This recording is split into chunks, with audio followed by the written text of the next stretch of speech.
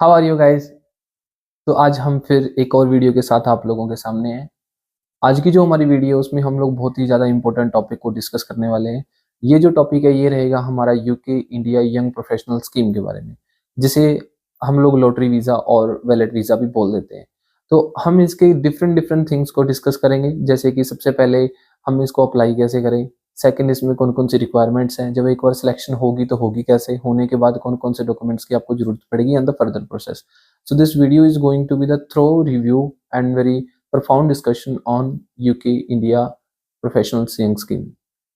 So the very first thing, देखो कोई भी जो कंट्री है उसको हमेशा वर्कर्स की और वहाँ पे रहने के लिए बहुत सारे सिटीजन्स की जरूरत पड़ती है। रहना in the sense not in the citizenship और your PR, but again to work, to lead, to be the part of a community और सोसाइटी। इसी तरीके से यूके के पास भी क्या है, उनको जो भी वर्कर्स की जरूरत पड़ती है सबसे आसान तरीका है। जैसे अगर आपके पास आइल्स भी नहीं है, पीटी भी नहीं है, कोई एक्सपीरियंस भी नहीं है, देन अगर आप बिल्कुल फ्रेश हो तभी भी आप उस वीज़ा के लिए अप्लाई कर सकते हो, स्कीम के लिए अप्लाई कर सकते हो। क्या होता है, जो ये स्कीम है इसमें मान मान के चलते हैं कि हम लोग एक यूके कंट्री को 10,000 की ज़रूरत है, 10,000 वर्कर्स की ज़रूरत है यंग प्रोफेशनल्स की। देन उसमें क्या होगा, वो 10,000 की इकट्ठा करेंगे अपना पासपोर्ट नंबर और जीमेल आईडी। वो दोनों को वो एक सॉफ्टवेयर के जरिए कैसा भी, मतलब ये मान लो कि वो ऑटोमेटिक है, उसमें किसी का कुछ लेना देना नहीं होता। आपका लक है कि आपका पासपोर्ट नंबर और जीमेल आईडी वहां पे आ जाएगा, बिल्कुल एकदम लॉटरी निकलती है जैसे वैसा ही निकलेगा, इसलिए लॉटरी वीजा भी इसको बोल देते हैं। तो उसके बाद का जो प्रोसेस है वो बड़ा ही सिंपल हो जाता है। आप कंसल्टेशन है किसी की वो लेने की जरूरत नहीं है, मैं फाइल कैसे लगवाऊं वो करने की जरूरत नहीं है। इन द सेंस आप बिल्कुल बहुत ही ज्यादा जेन्युइन और सही रास्ते से यूके में जा सकते हो। ये है ये यंग प्रोफेशनल स्कीम के बारे में। हम सबसे पहले अब डिस्कस करते हैं कि स्कीम में क्या कुछ इंक्लूडेड है, मतलब ये स्कीम सीरियसली वो क्यों चला रहे हैं और उसके पीछे का गवर्नमेंट का क्या मकसद है, वो हम लोग चेक करने की कोशिश करते हैं। जो पहली चीज है इसमें है unlocking opportunity the UK India young professional schemes की। इसमें आप एक्सचेंज कर सकते हो, जैसे गवर्नमेंट ऑफ इंडिया और गवर्नमेंट ऑफ जो यूके है उन दोनों का ये बायलैटरल एग्रीमेंट है। ये गवर्नमेंट टू गवर्नमेंट डील है, इसीलिए ये वीजा बहुत ही ज्यादा आप लोगों की करियर ग्रोथ के लिए और हर चीज के लिए इंपॉर्टेंट हो जाता है। Then cultural exchange, because you are not staying there for a long term, आप एक्सटेंड करवा सकते हो वीजा बाद में जाके, लेकिन ये सिर्फ 2 साल का होता है। तो यहाँ पे क्या है, कल्चरल एक्सचेंज है कि एक दूसरे के वर्कर्स को दो कंट्रीज क्या कर रही है, एक्सचेंज कर रही है। Second thing, opportunity to young Indians, की जो यंग इंडियंस हमारे जिनको यहाँ पे किसी भी कारण के चलते कुछ नहीं मिल रहा, कोई एम्प्लॉयमेंट नहीं मिल रही, आपको कोई अपॉर्चुनिटी नहीं मिल रही, then you can directly apply to the UK wallet visa, सीधा, without any intermediatory. Then 2 year visa होता है ये, नॉट अ सेटलमेंट रूट। इसके जरिए आप कभी ये मत सोच के जाना कि भी हाँ हम लोग वहां पे जाके सेटल हो जाएंगे, पीआर हो जाएंगे। देखो आपको बहुत सारे अलग तरीके मिल जाएंगे सब करने के, लेकिन valid visa is not that option. हाँ, बाद में जाके कुछ भी हो सकता है, that is an different thing, but आप अपने करियर को ग्रोथ के लिए लेके चलो इस चीज को। ऐसा कभी, मतलब एक बिल्कुल जेन्युइन तरीके से इसका देखो, जेन्युइन तरीके से इसकी अपॉर्चुनिटी का फायदा उठाने की कोशिश करो। It's not just you can say कि भी हाँ एक रास्ता है यूके में एंटर होने का, no, this is seriously very important thing. Then limited places है, valid is the first step. जो लिमिटेड प्लेसेस है, जैसे गवर्नमेंट ऑफ जब यूके बोलती है कि भी हाँ हमारे पास बिल्कुल लिमिटेड ऑप्शंस हैं और लिमिटेड प्लेसेस हैं, that means it's very important. क्यों? क्योंकि वो लोग बिल्कुल छांट के ही बच्चों को लेंगे, छांट के ही यंग प्रोफेशनल्स को लेंगे वर्क वीजा के लिए, किसी भी तरीके के लिए। उस चीज का आपके जो करियर एक बनता है ना, हम जिसको बोल देते हैं कि आपकी पूरी करियर की जो रिपोर्ट है उसमें भी आपकी बड़ी हेल्प करेगा। या बाद में किसी और कंट्री में आपको अच्छी अपॉर्चुनिटी मिल सकती है, बैक इन द इंडिया भी आपको बहुत अच्छी अपॉर्चुनिटीज मिल सकती हैं, ताकि आप अच्छे खासे पैसे कमा सको। So that is why it's not a route to enter in the UK. Third और जो फोर्थ, सॉरी हाँ, फोर्थ जो थिंग है हमारी, वो क्या है, वो हम समझते हैं कि एंटर कैसे करना है हमको वैलिड सिस्टम, ये वैलिड सिस्टम वर्क कैसे करता है। इसमें क्या है, हमारे पास 6 पॉइंट्स हैं जो बहुत ही ज्यादा मेजरली इंपॉर्टेंट है। High demand limited sports, that's the only thing.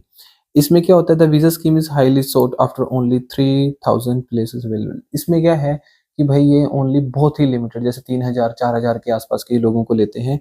और इसमें फेयरनेस है, ऐसा नहीं है कि भी आपने किसी को पासपोर्ट दिया है, किसी को जीमेल दी है, पता नहीं कब आएगा रिजल्ट, कब नहीं आएगा। It's directly, you are directly going to the government of UK. जो आगे वाले 2 पॉइंट हैं इसको हमेशा आप ध्यान में रखना। कैसे है, एक तो ये ट्रांसपेरेंट सिलेक्शन है एंड इट्स इंटायरली वैलिड, ये बिल्कुल वैलिड है। आपके सिर्फ और सिर्फ लक पे डिपेंड करता है कि आप उसमें सेलेक्ट हो पाते हो या नहीं हो पाते हो।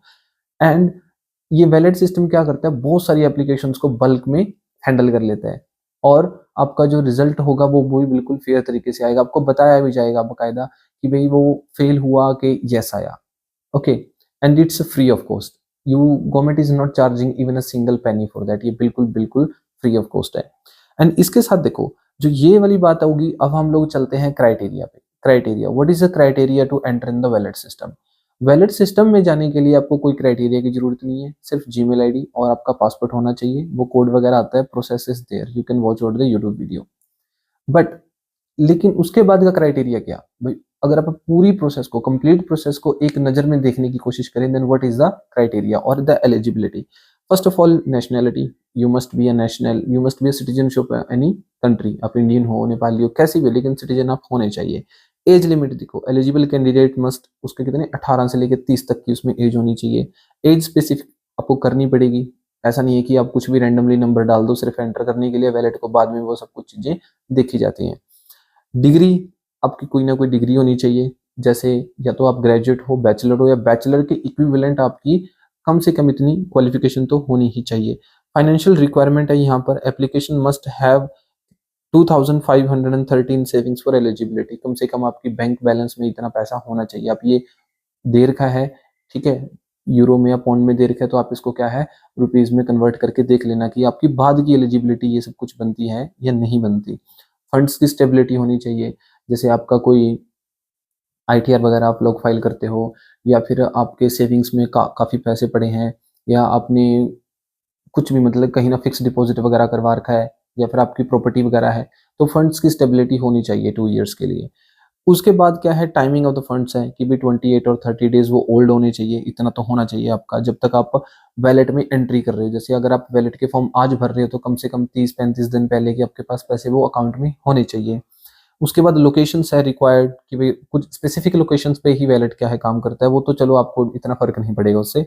डिपेंडेंट चिल्ड्रन क्लोज, अगर भाई आपके पास बच्चे हैं, आप बच्चों के साथ आओगे, उसका आपको अलग से लीगल प्रोसीडिंग में साथ देना होगा, ठीक है, उसकी अलग से प्रोसेस लगेगी, वो सब कुछ आपको प्रोवाइड करने पड़ेंगे, डॉक्यूमेंटेशन क्लोजेस हैं कुछ। ऑनगोइंग रिक्वायरमेंट्स है, जो भी ऑनगोइंग रिक्वायरमेंट चल रहा है उसके हिसाब से आपको अपने अपने प्रोफेशंस के हिसाब से वो लोग सॉर्ट आउट कर लेंगे, कैटेगराइज कर देंगे। तो ये तो थी आपकी एलिजिबिलिटी और criteria. After the ballot once you got selected, उसके बाद आपकी क्राइटेरिया बनता है। इसमें से बहुत सारी चीजें हैं जो आपको अलग अलग वेंडर्स या अलग अलग सर्विस प्रोवाइडर से मिल सकती हैं। फंड्स आपको मिल जाते हैं, सेविंग्स में पैसे के लिए मिल जाते हैं, you know how market works, है ना। तो ये हमारा हो गया eligibility and criteria. Let's discuss now how to enter the wallet system and what will happen after successful or unsuccessful attempt. We will discuss these two things in this chapter. देखो, आपको enter कैसे करना है, आप simple link मिला हुआ है आपको कमेंट सेक्शन में, या फिर uk डॉट, या फिर आप सिंपल भी अगर सर्च करोगे ना, वैलेट सिस्टम करके सर्च करोगे, तो आपको पहली वेबसाइट जो मिलेगी वहां पे आप जाना। और इसकी हमने अलग से वीडियो बना के रख रखी है कि आप वैलेट सिस्टम में एंटर कैसे कर सकते हो, वो फॉर्म कैसे फिल कर सकते हो। लेकिन वो हमेशा ओपन नहीं रहता, वो ईयर में कम से एक साल में कम से कम 2 एक बार के लिए, अगर उनको और चाहिए हो तो मुश्किल से 3 बार, बड़ी रेयर है कि 3 बार खुले साल में। तो इसका जो अपडेट है वो आप लोग चेकआउट करते रहना। न्यूज़ में भी अक्सर आता है आजकल, तो आपको नोटिफिकेशंस भी मिल जाते हैं। अगर आपने फॉर एग्जांपल ट्विटर पे, एक्स पे, अभी तो एक्स हो गया, वो फेसबुक पे या इंस्टाग्राम पे आप यूके की गवर्नमेंट को फॉलो कर रहे हो, तो वहां से भी आपको क्या है, एक आध ऐसे अच्छी अच्छी अपडेट्स मिलते रहते हैं। That's not an a big issue. वो आप पूरी की पूरी प्रोसेस देखो, उसमें सिंपल है कि भाई जाओ, रजिस्टर करो, जीमेल आईडी भरो, आपका पासपोर्ट नंबर भरो, इट्स वेरी सिंपल थिंग। जैसे आप फेसबुक पे साइन अप करते हो ना, इतना ही सिंपल है आपको उस वेबसाइट पे जाके साइन अप करना। You can check it out, link is in description. उसके बाद क्या है कि जब हम लोग बोलते हैं कि वैलेट आउटकम इनविटेशन के बाद आपका क्या होगा, सक्सेसफुल अटेम्प्ट या फिर अनसक्सेसफुल अटेम्प्ट है, उसमें कुछ टाइमिंग्स देख लो क्या होती है।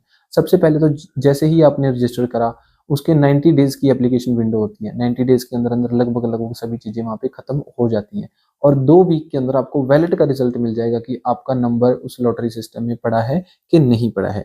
ओके, उसके बाद हमारे पास है कि भाई अगर आप अनसक्सेसफुल होते हो, फॉर एग्जांपल अगर आपका वैलेट सिस्टम में नंबर नहीं आया, तो क्या होगा, वो लोग फिर भी आपको ईमेल भेजेंगे। ईमेल में लिखा होगा कि we are sorry that you are not selected, ऐसा कुछ करके वो लिख देंगे उसमें।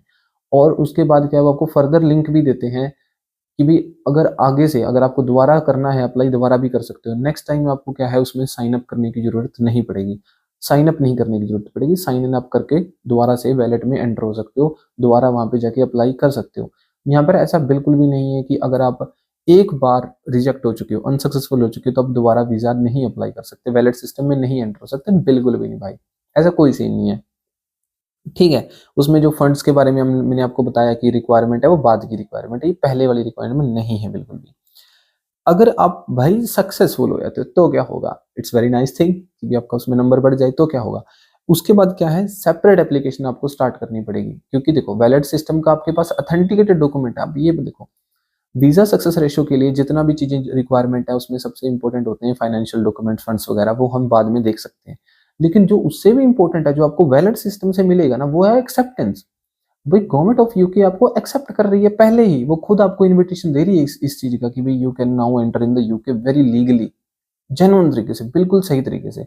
तो वो जो सर्टिफिकेशन है, वो जो एक यू कैन से जो लेटर है गवर्नमेंट ऑफ यूके की तरफ से, इट्स वेरी इंपॉर्टेंट। ये आपकी वीजा सक्सेस रेशियो 100% के आसपास कर देता है।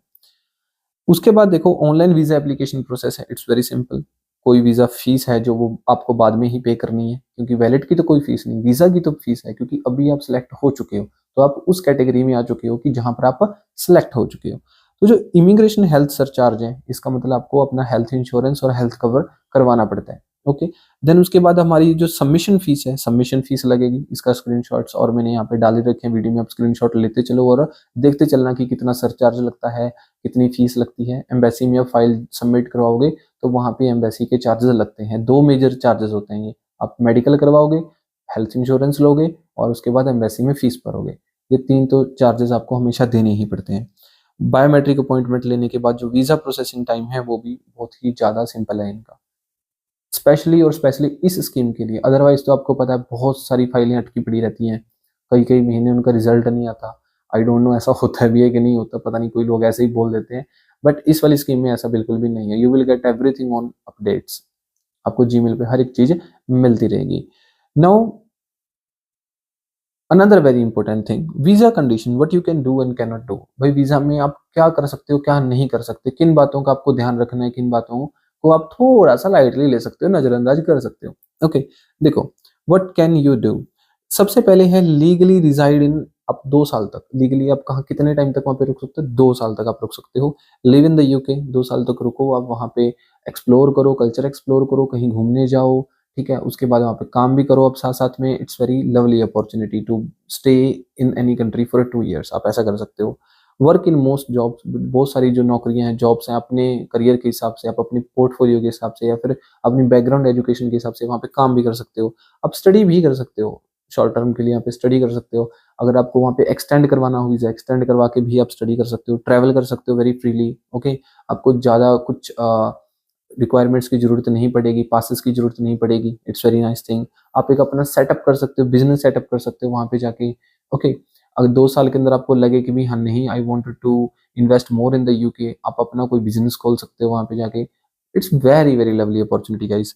अब देखो what you can not do, अब क्या नहीं कर सकते। इसमें कुछ सर्टेन लिमिटेशंस हैं, अगर आप उन लिमिटेशंस को क्रॉस करते हो तो आपका जो वहाँ पे रहने की टाइम है वो उसको बिल्कुल अफेक्ट करेगी। ठीक है, वो आप लोगों को डिपोर्ट, तो बहुत बड़ी टर्म बोलूंगा मैं, लेकिन फिर भी बाद में आपकी जो करियर के ग्रोथ को झटके लगेंगे वो आपको सहन करने पड़ेंगे अगर आप कुछ लिमिटेशंस के पार जा रहे हो। ओके, इसमें नो वीजा एक्सटेंशन, ज्यादा इसमें वीजा एक्सटेंशन आपको नहीं मिलेगा, वो 2 साल के पीरियड के अंदर ही आपको जो करना है वो करना पड़ेगा। हल्का फुल्का मिल सकता है बट मेजर नहीं, जैसे आप बोलो कि 2 साल के बाद 3 साल का ले लेंगे जी, no, maximum can be up to 6 month for now. It is rules ये चेंज होते रहते हैं, लिमिटेशन ये चेंज होती रहती है, कभी कभी वो बिल्कुल भी नहीं करते, कभी दो भी कर देते हैं, वो आपको देखना पड़ेगा ऑन द स्पॉट। ओके, यहाँ पे कोई परमानेंट सेटलमेंट के बारे में मत सोचना कि हमको पीआर मिल जाएगी, पीआर के बाद सिटीजनशिप ले लेंगे, ऐसा बिल्कुल भी नहीं है। Limited access to public funds, public funds में आपको लिमिटेड एक्सेस मिलता है, ऐसा नहीं है कि भी बैंक में खाते वगैरह जैसी स्कीम्स होगी ना। लिमिटेड फंड्स का एक्सेस का मतलब समझो, स्कीम वगैरह आपको उसके फायदे नहीं मिलेंगे जो सिटीजन्स को या पीआर लोगों को मिलते हैं, बाकी सब आपको जो भी इमिग्रेंट्स हैं, इमिग्रेंट के सारे राइट्स आपको वहाँ पे मिलेंगे। ठीक है, no dependent include, family members can not company, आपके फैमिली मेंबर नहीं कंपनी कर सकते अनलेस और अनटिल आपका बच्चा बहुत छोटा है जो आपके बिना नहीं रह सकता, जैसे single mother, single father. Okay, इन सब का, या फिर मदर का बहुत छोटा बच्चा है उसको लेके ही जाना पड़ेगा, ये सब चीजें के अलग क्लॉजेज हैं, अलग एप्लीकेशंस हैं, लेकिन ऐसा नहीं है कि भी आप हस्बैंड जा रहे हो तो वाइफ चली जाएगी, ऐसा नहीं होता। 2 इयर्स का है, 2 इयर्स आप बिल्कुल सेपरेट रह सकते हो। It's a thing.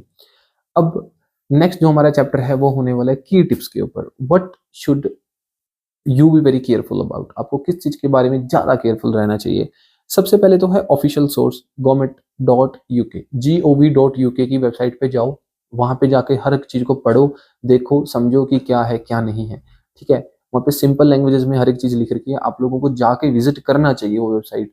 अगर आपको फर्दर कोई इन्फॉर्मेशन चाहिए अपनी किसी क्वेश्चन का, आपको यहाँ पे आंसर नहीं मिल रहा, तो आप फिर भी वहां जाओ, देखो, वहाँ पे पूरी की पूरी Q&A की लिस्ट है। ऑफिशियल वेबसाइट का लिंक भी हम लोगों ने डिस्क्रिप्शन में डाला हुआ है, check it out please. Be aware of scams, scam से हमेशा भाई सावधान रहना, फ्री ऑफ कॉस्ट है, किसी को पैसे देने की बिल्कुल जरूरत नहीं है। अगर कोई कंसल्टेंट आपको बोले कि भाई हाँ मैं 5 लाख दे दो मैं लगवा दूंगा, वो बहुत करते हैं ऐसा, ध्यान रखो। क्या करते हैं वो लोग, कभी कभी जिन लोगों को नहीं पता कि ये स्कीम्स निकलती हैं उन सबसे पैसे उठाते हैं, वो 2-2 लाख रुपए जितने भी उठाने हैं उनकी फाइल लगा देते हैं। उनको लगता है कि भी हाँ ये हमने करा है। भाई सोचो ना, जब इनके आपके पास अवेयरनेस नहीं है, आप सोचोगे कि भी मेरा 2 लाख में काम हो गया यार, 2 लाख में नहीं भाई, आप 2 लाख रुपए एक्स्ट्रा देके आए हो, फ्री ऑफ कॉस्ट है ये। ओके, बहुत सारे लोगों को नहीं पता, maybe if you are watching आप सोचोगे कि ऐसा थोड़ी होता है, मेरे को तो सब पता है, पता होगा, लेकिन बहुत सारे लोगों के लिए बहुत बोल रहा हूँ मैं, नहीं, उनको सही में नहीं पता। अपने डॉक्यूमेंट्स पहले ही प्रिपेयर करके रखो, जो जो मैंने अभी आपको लिस्ट बताई है, और फर्दर जो एक्स्ट्रा इन्फॉर्मेशन के लिए वेबसाइट पे जाओ, वहां देखो कि कौन कौन से डॉक्यूमेंटेशन की कंप्लीट लिस्ट वहां पे मिली है, पीडीएफ्स वहां पे मिली है, फुल गाइड है, जो हम एक वीडियो में नहीं कंप्लीट कर सकते, ऑफ कोर्स, सिंपल सी बात है। तो अब जाओ वहां पे चेक करके रखो, और नंबर अगर आपका पड़ता है उससे पहले ही डॉक्यूमेंटेशन देख लो कौन कौन से मेरे पास है, कौन कौन से मेरे को प्रिपेयर करने पड़ेंगे। डेडलाइंस बहुत इंपॉर्टेंट है, आप एक्सीड नहीं कर सकते डेडलाइंस को, ध्यान रखना। उसके बाद एक्यूरेट इन्फॉर्मेशन देना, और कोई ना कोई ऑफिशियल जो आपकी गाइडेंस है किसी बंदे से, वो हमेशा रखना। ठीक है, हल्की फुल्की गाइडेंस लेना, किसी के पास सीधा अपने सारे डॉक्यूमेंट्स उनको पकड़ा के मत आना। गाइज हम लोग यहाँ पे सब चीजें करते हैं। ओके, जैसे कि भी आपको जर्मनी का वीजा कैसे अप्लाई करना है, हर एक वीजा के बारे में जब हम आपको इन्फॉर्मेशन दे रहे हैं, तो आपको किसी को भी कोई एक पैनी देने की जरूरत बिल्कुल भी नहीं है। ओके, लेकिन आपको अगर फर्दर आंसर्स चाहिए भाई, तो आप ऑफिशियल वेबसाइट पे प्लीज जरूर जाओ, कमेंट सेक्शन में बताओ, हम आपको हर एक आंसर देने की कोशिश करेंगे। तो ये था पूरा का पूरा ओवरव्यू, जिसमें हमने बहुत कुछ डिस्कस करा वैलिड सिस्टम के बारे में, कि भी सक्सेसफुल अनसक्सेसफुल अटेम्प्ट में क्या होगा, कौन कौन से डॉक्यूमेंट्स की जरूरत पड़ेगी, प्रोसेस क्या है, अप्लाई कैसे करना है, वो आप लोगों को मैंने बताया। वीडियो जाओ सेकंड, वो देखो, उसमें सारी प्रोसेस दी हुई है, और यहाँ पे क्राइटेरिया भी हम लोगों ने डिस्कस करा है। तो गाइज ये थी हमारी complete video about valid system, lottery visa और इंडिया यंग प्रोफेशनल स्कीम के बारे में। I hope you guys have enjoyed the video, thanks for watching it.